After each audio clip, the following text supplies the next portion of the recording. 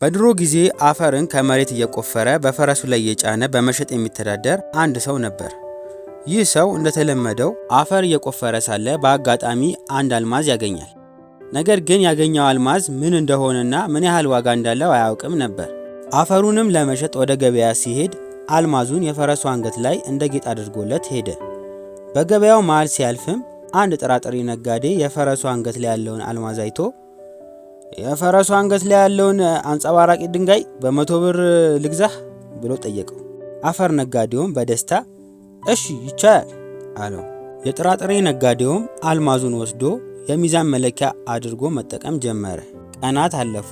አንድ ቀን ግን የተለያዩ ጌጣጌጦችን በመሸጥ የሚተዳደር አንድ ባለሙያ ወደ ሱቁ ጎራ አለ። አልማዙንም ሚዛኑ ላይ ሲያየው ተገርሞ ይህንን አልማዝ ስንት ትሸጥልኛለህ ብሎ ጠየቀው።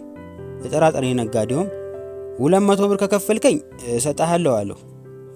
የጌጣጌጥ ነጋዴውም 150 ብር ከሸጥክልኝ እገዛሃለሁ፣ ካልሆነ ግን ልሂድ አለው። የጥራጥሬ ነጋዴው ግን ሐሳቡን ለመቀየር ፈቃደኛ አልነበረም። እርሱም ይህን ሲመለከት በቃ ነገ ተመልሼ 180 ብር እንዲሸጥልኝ አሳምኘው እገዛዋለሁ ብሎ በልቡ አስቦ ሄደ። ነገር ግን ወደ አመሻሹ ላይ አንድ ሌላ ጌጣጌጥ ነጋዴ ወደ ሱቁ ጎራ አለ።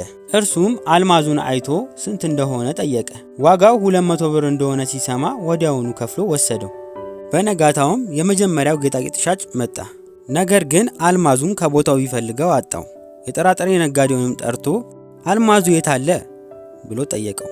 እርሱም ትናንትና አንድ ሰው መጥቶ ባቀረብኩለት ዋጋ ተስማምቶ ይዞት ሄደ አለው። ይህን ጊዜ ጌጣጌጥ ሻጩ ደነገጠ፣ ተበሳጨ። የሸጥከው አልማዝ እጅግ ብዙ ዋጋ የሚያወጣ ነበር፣ አንተ ግን በ200 ብር ብቻ ሸጥከው፣ ምን አይነት ሞኝ ሰው ነህ ብሎ ጮኸበት። ነጋዴውም ረጋ ብሎ እኔ የገዛሁት በ100 ብር ብቻ ነበር፣ የሸጥኩት ደግሞ በ200 ብር ነው። አንተ ግን ብዙ ዋጋ እንዳለው እያወቅክ ለምን ትተኸው ሄድክ ብሎ በጥያቄ አፋጠጠው። ጌጣጌጥ ሻጩም ይህን ሲሰማ ሁሉም ነገር የእርሱ ጥፋት መሆኑን እናም እጅግ በጣም መስገብገቡን አምኖ አዝኖ ሄደ። እኛም በሕይወታችን ብዙ አጋጣሚዎችንና እድሎችን እናገኛለን። ነገር ግን ዛሬ ነገ ስንል እድሉ ያልፈናል። በሕይወታችሁ አሁን ማድረግ እየቻላችሁ አቅሙና ጊዜውም እያላችሁ ነገ አደርገዋለሁ ወይም ቀስ ብሎ ይደርሳል አትበሉ። ነገር ግን ማድረግ ያለባችሁን አሁኑኑ አድርጉት።